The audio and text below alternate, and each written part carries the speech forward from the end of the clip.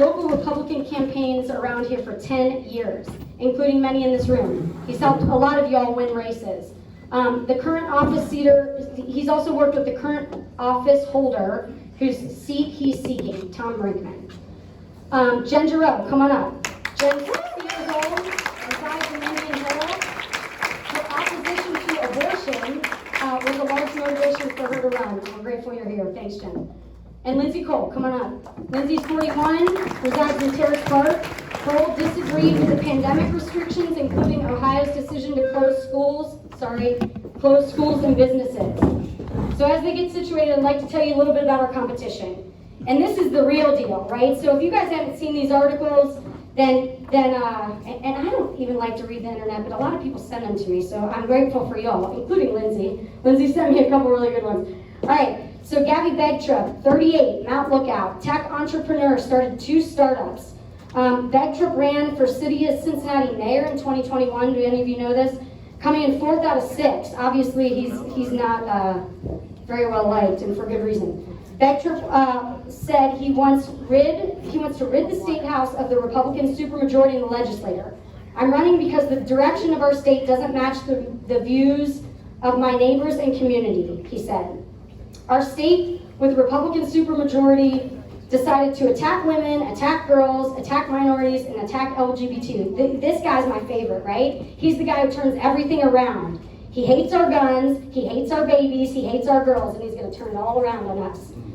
He is likely the person to beat. I thought it was Rachel Baker, because if you drive around Anderson Township, you know what she did really well? She ran for school board, and what she was really smart about is she didn't put school board on anything, right? She knew she was moving on up. So she now has her signs all over Anderson Township and all right next to the Diversity Day signs, right? Like I literally drive around, I'm like, par for the course. Come to Terrace Park. Yeah, exactly. Yeah, so she's done a good job of moving her signs around to places where she knew she was moving on up. She's 47, she lives in Anderson Township, and she's a nurse researcher. Why she's running? I'm sure Sarah could probably recite some of this. The contentious school board meetings for Forest Hills over critical race theory and the state legislature's elimination of concealed carry. Critical race theory is a made-up issue and is not being taught in our schools. Yeah. I really have been watching the past couple years of extremism has moved into my personal district. My kids go to Forest Hills. We've had national extremism creeping into our schools. Today there was an article about the LinkedIn co-founder. Did anybody see it? He gave money to 3 candidates. Anyone want to take a guess who they were? 2 are Republicans. Rachel. DeWine, Mike DeWine. Who else? Frank LaRoe. And number 3, Rachel Baker. So this is what we're dealing with. These are the candidates to beat. These 3 amazing people all have very conservative issues, and I'm grateful that they're all stepping up to the plate and doing this, because I wouldn't. So I'm grateful y'all are here tonight. We're going to have some tough questions. We're going to have a debate. I ask that y'all be respectful to one another, no attacking, right? Stay on topic. What we want to hear about is your views on these on these things. So I'd like to ask y'all to introduce yourself and talk to people a little bit about why you're in this race, and I'll give you each about 2 minutes. Jen?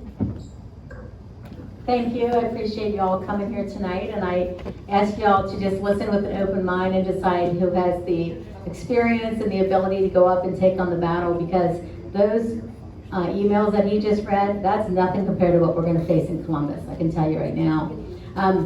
I've lived on the east side of Cincinnati my entire life. My husband, Dan Giroux, is in the back somewhere. We've owned the Catholic shop in Madeira for 25 years this December. And I'm getting in the race for way more than abortion. I'm very passionate about abortion. I'm a registered nurse, besides being a small business owner. I'm a mother of 9, and you can get your kids to campaign, because 2 of my sons are over here to the left. But I have really, after watching what happened in COVID on every single one of the issues that we're facing today, separating families, as a registered nurse, watching them make people die alone because they would not let their families in. We need a medical freedom wall that makes sure that they never again can tell us what to do in our life or to our body. As a registered nurse, I've sat with girls that have had abortions or have been raped. The answer is not, when they're raped, go have an abortion. stories after stories from these girls that have their babies show that they are thriving and more mentally healthy than those that were forced into an abortion. There's also Second Amendment right. No one can look at what Biden's done to this country and not say, what on earth is going on? So with children and grandchildren, my youngest just graduated from college. Until now, my motherhood came first. I was very involved in a lot of organizations when I could, and when I needed to step in, when I saw a need for somebody to stand up. This is the first time, after a lot of prayer, my husband and I decided that we would get in. I just also want to clear up why I'm in late. I did file on time, for anyone that's wondering. I filed by May 2nd, which was 90 days before August 2nd, according to state law. They held me off the ballot until July 1. That's why I've had 30 days of sprinting to tell everybody why I feel I'm the most qualified to represent you, so thank you very much.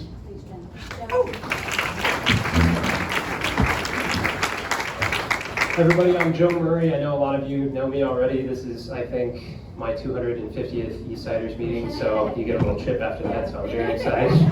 I'm not going to say anything that you guys probably haven't heard before, but I always like to start off with this. Raise your hand if you are super, super thrilled with how things are going in our country and in our state today.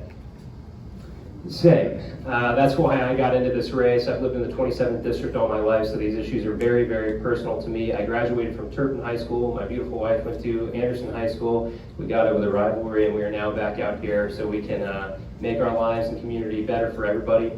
I started off after that getting my associate's degree of fire science down at Cincinnati State, go to trade schools. And then after that, went on to continue my education down at UC to get my criminal justice degree at main campus. Then from there, I was a substitute teacher right here in Forest Hill School District, Marymount, and a few other ones around here, Indian Hill, to pay my way through the police academy, which I then went into law enforcement for a few years after that. And then so happened to defund the police movement, and I said, you know, much at the bequest of many family members, who I won't name, said, I'd like to see you get into something where you're not getting shot at as much, maybe. And I said, well, that's understandable. So I have now gone into commercial real estate, and we do some residential as well. I'm also on the Old Park Community Council Board. That's important to me, our park system as well. I also am on the Coast Guard Auxiliary. And all the while, I've worked on Republican campaigns. If you can name it, over the past 10 years, I've worked on it. Everything from judicial campaigns to school board races, township trustee races, most recently for State Representative Tom Brinkman. So we've got a lot of campaigning experience, and I think at the end of the day, that's what you need to ask yourself: who's going to beat the Democrat? They're playing hardball. There's no two ways about it, and I know which one they're most scared to run against. I think that's who we need to be putting up there. I appreciate you guys' time. I look forward to your questions. Thanks a lot.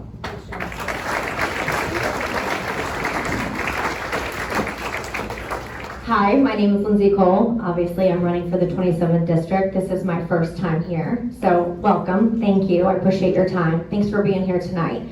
Well, I jumped into this race a year and a half ago for two reasons. Her name is Elizabeth. She's 7. And the other one is not here because he's got a social life now because he's 10.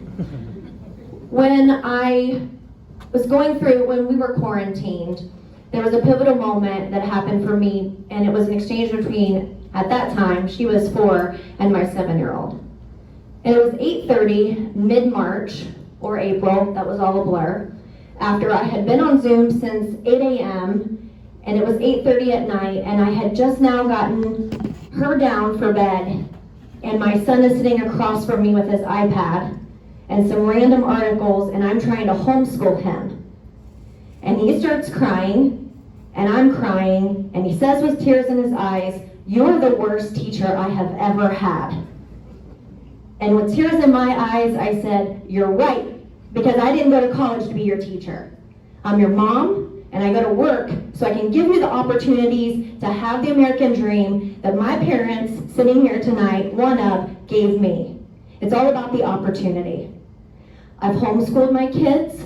I've hybrid schooled my kids, all while working a full-time job and being a single parent. I'm mom, I'm dad. I have the weight of the world on my shoulders, and I'm making those decisions for my children with other people in my village around me. there was another pivotal moment that's happened the last 2 years.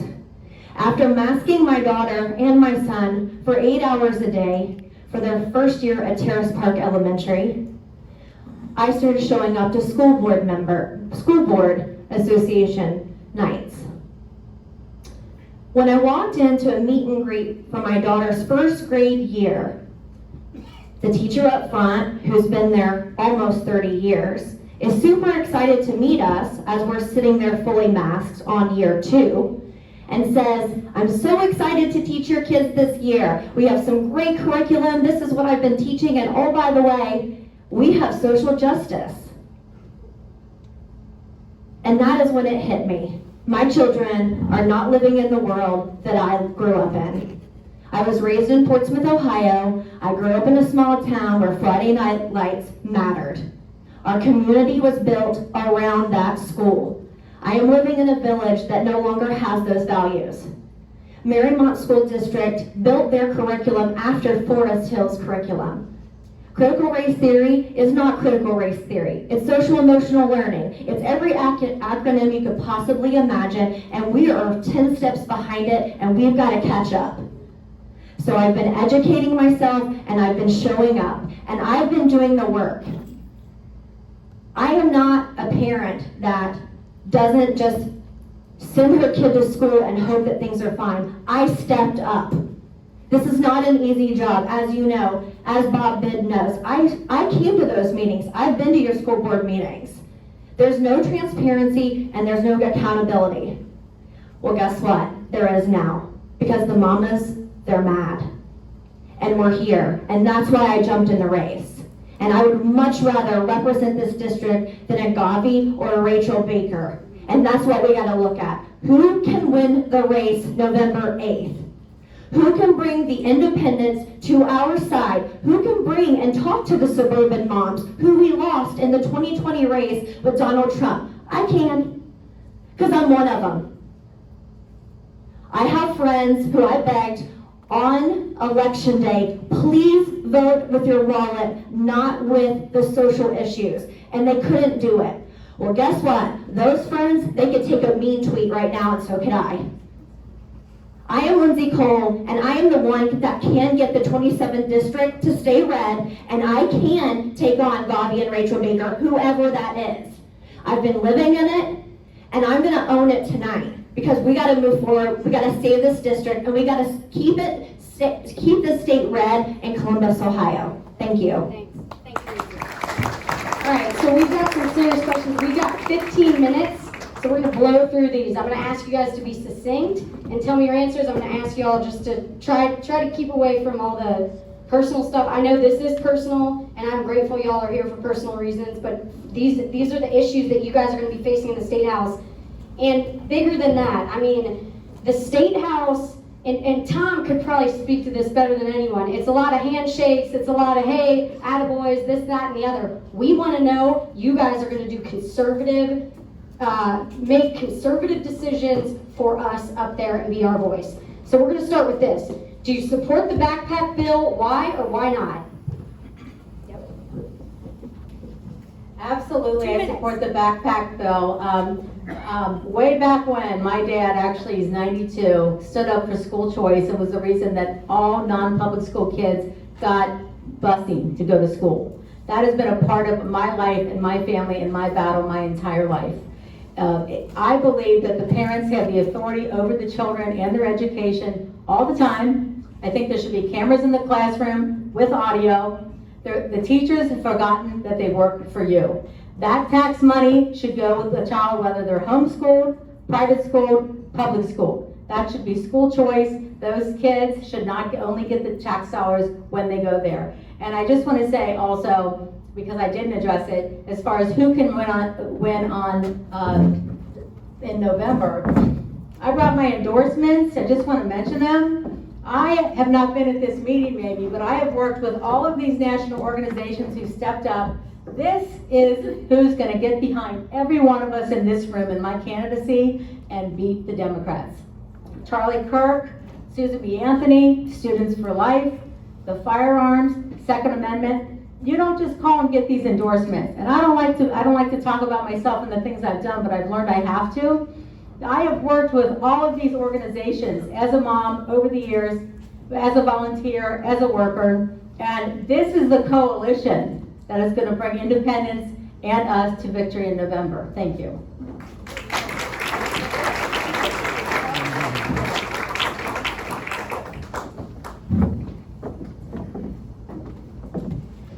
To get to the backpack bill, yes, I support that. I answered that last meeting. I think it's a good idea. I think that anything when it comes to education, as far as new innovative ideas, is a good thing. I've met with countless people that talk about charter schools, all kinds of different things.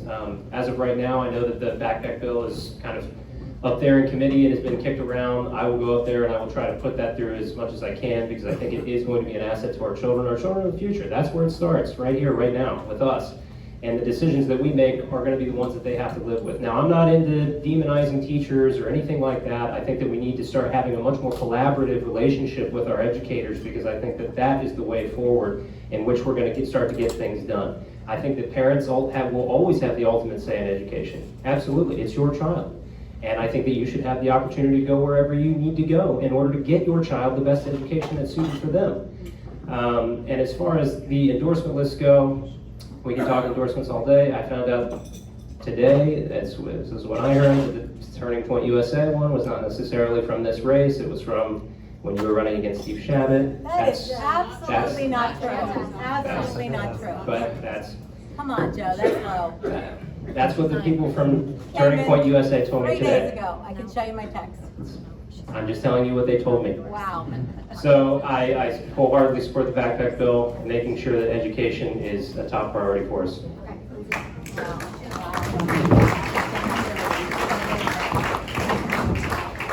So I think the backpack bill is one of many solutions. I don't think it's the only solution. I think that our children, they're lagging behind in Ohio, and I think there have to be a lot of other solutions that go along with it. I also believe that strong communities make a good school district.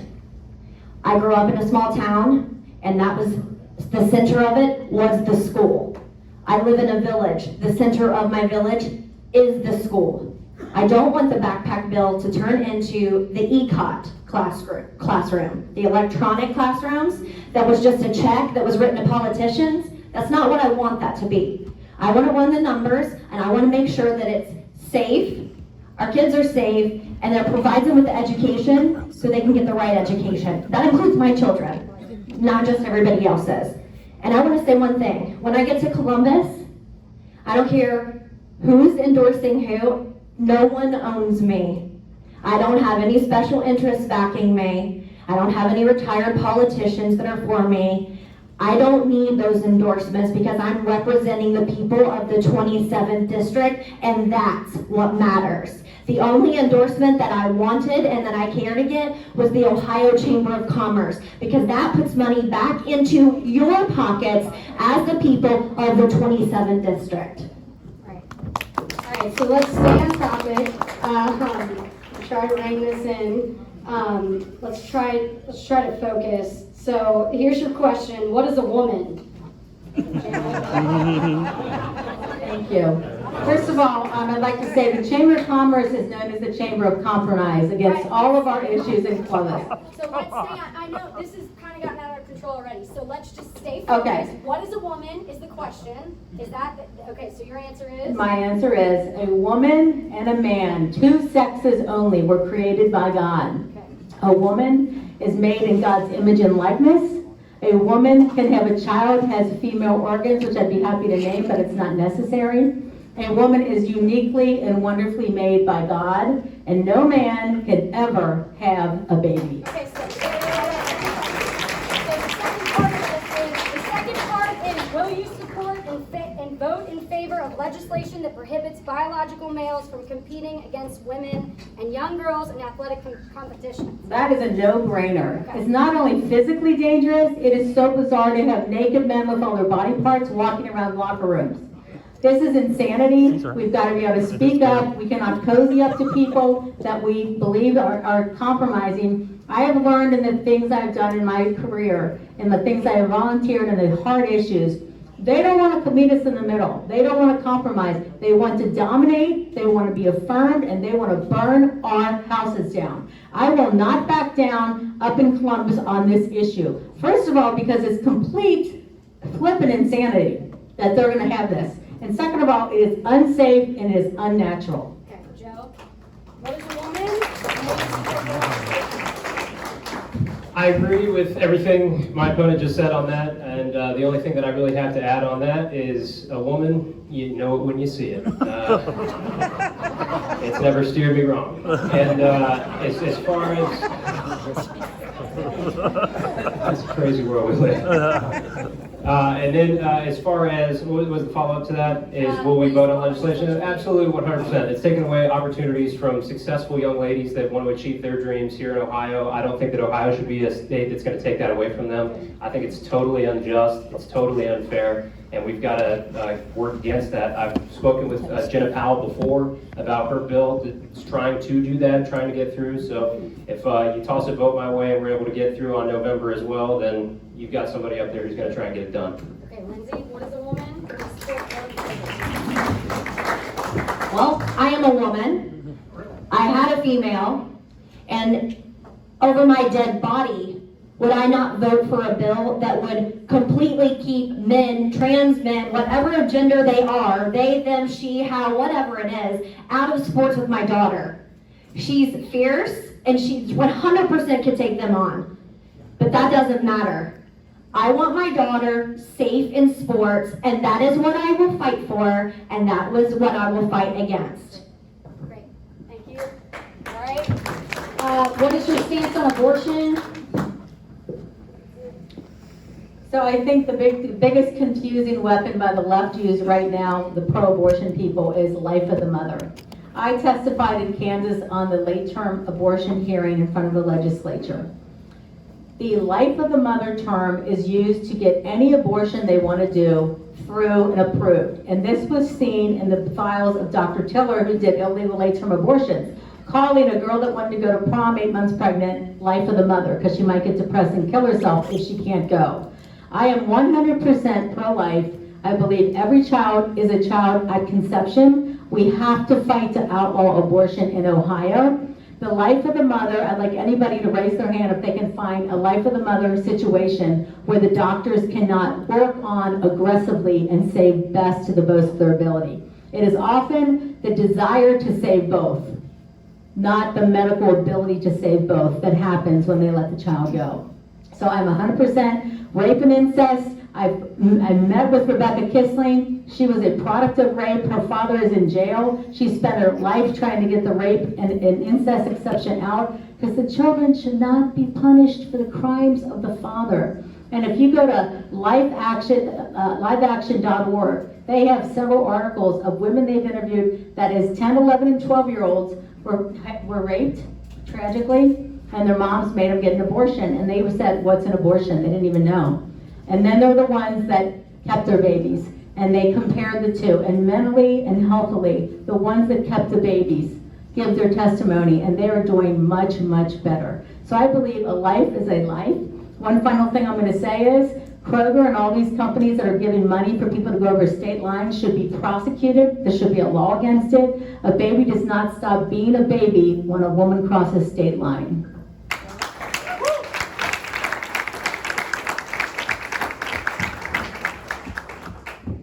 So I agree with the current legislation that we're able to get through, which is the heartbeat bill, which has been a big issue for us here in Ohio moving forward. It's about 6 weeks is where that is. It's got limited exceptions in it. I support that. I know how hard Representative Brinkman and some of those other people up in Columbus work to push that through. I think it is a good piece of legislation. And our job really when we get up there is going to be, we're going to be going in January. So seeing what your constituency wants. If they want to roll that back, then they want to roll that back. If they feel like they need more exceptions, then they need more exceptions. And they will come to you and tell that, because it's not me, it's you. It is your voice that is going to be up in Columbus, not mine, yours. And I want you guys to do that. And as far as some of these other things, I don't agree with, humanizing the rapist and calling them father. That whole thing is wrong to me. We have to make sure that we have strong laws to go against this kind of stuff. In recent cases, it was somebody who shouldn't have been in the United States in the first place having this happen. I want to make sure that we keep this PG, but it's just completely unacceptable. It's completely unacceptable that that kind of crime can happen. We've got to double down on it so we don't even wind up in these kinds of situations. So Thank you. Are you for exceptions? You're not the moderator. Are you for exceptions? The ones that are in the record. So, Jen, when it's your turn, you have the mic, you can start moderating. But it's not your turn, it's mine. So, with that being said, I'm a Republican, I'm a conservative, I'm a mother, and yes, I am pro-life. I also know that life is messy. I am divorced. I'm a single parent. That was not the American dream that I had in mind. But guess what? Once again, life is messy. I support the bill that is in the state of Ohio right now. That is the heartbeat bill.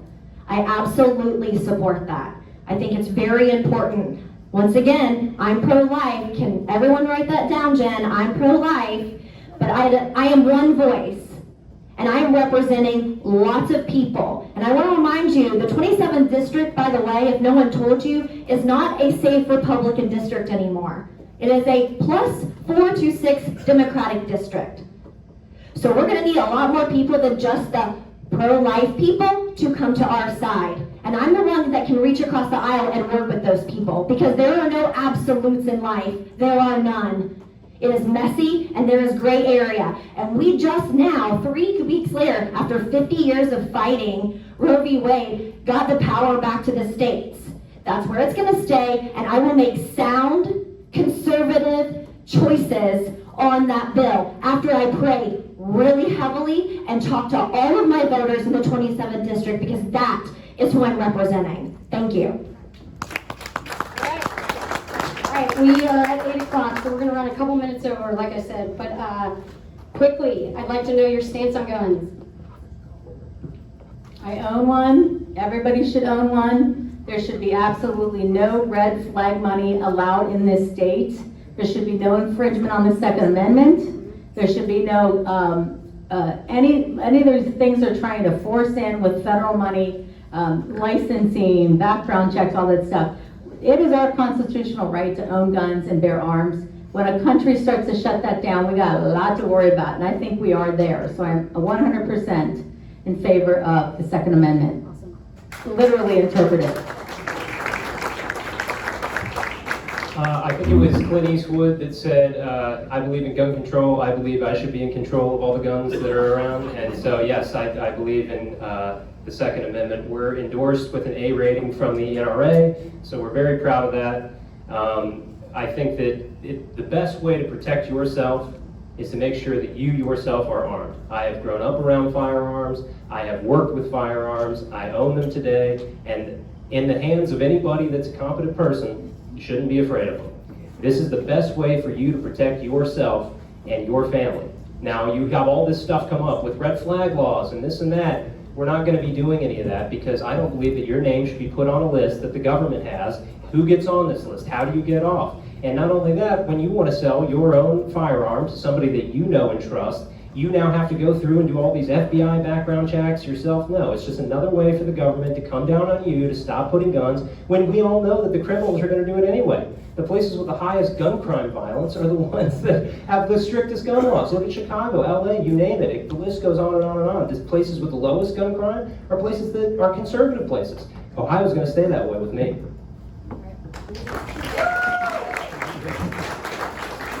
Joe, when you lose this race, I think you should head to the funny bone. I'm really enjoying this. Your one-liners or zingers. I own a gun. I took the 8-hour conceal and carry. I never had to get my permit because we passed a law that allows me to carry it around. I'm not intimidated by it. I grew up with guns. My dad is military. My stepfather is military. So no one's taking our guns when I get in Columbus, unless Gavi gets there, and we got to make sure that that doesn't happen, because he will take your guns. And furthermore, everybody else should learn how to fire their own guns. So that's the end of story. There's no qualms there. I'm pro-gun. I'm also a member of the NRA. So There you go. Awesome. All right, thank you all. So I will open it up for questions, but here's what I'll ask. So a lot of these are directive questions. I'd ask that you make it broader, right? We're going to take maybe 2 or 3 questions, so keep it broad-based so that all 3 people can answer your question, right? And then we'll go from there, and we'll close the meeting. Anyone have, Michelle? I have a question for Lindsay. How about for everybody? I have a question for Lindsay. The question is, you say there are no absolutes in life.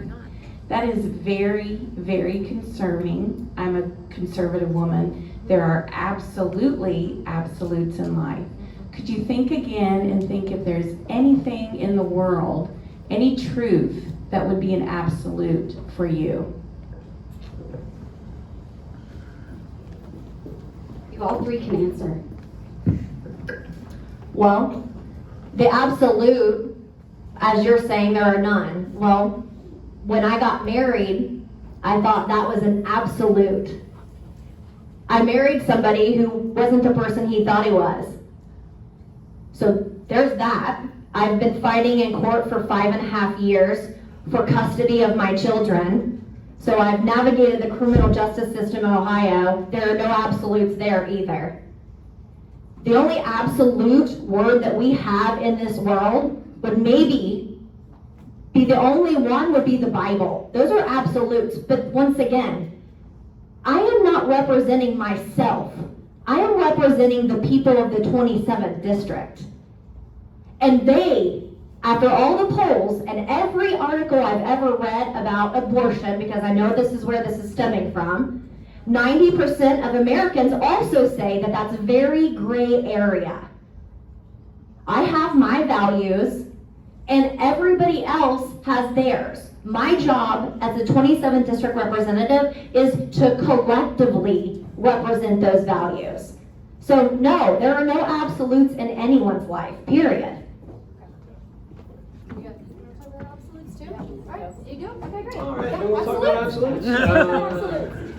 For me, absolutes for me, I guess, are, this is kind of a subjective question, but absolutes for me are my faith, my family, and my freedom. Those are the things for me that I intend to never change. Those are things that you have to fight for every single day. Reagan that said that freedom is just one generation away. I believe that. I believe that people my age and some of the people that we've been lucky enough to work with, like the Rising Republicans, the Turning Point USA kids from here in Anderson, it's all just one generation away. And if we are going to really, really start to turn things around, it starts right here with our young people. That's something that we have to do. I've been happy to do that with our campaign. I really honestly believe that my generation is going to be the one that sits on our rocking chairs when we're older and says, hey, you remember that time that we saved America? That was awesome. Or we're going to sit there and go, do you guys remember what America used to be like? So absolute for me are those things.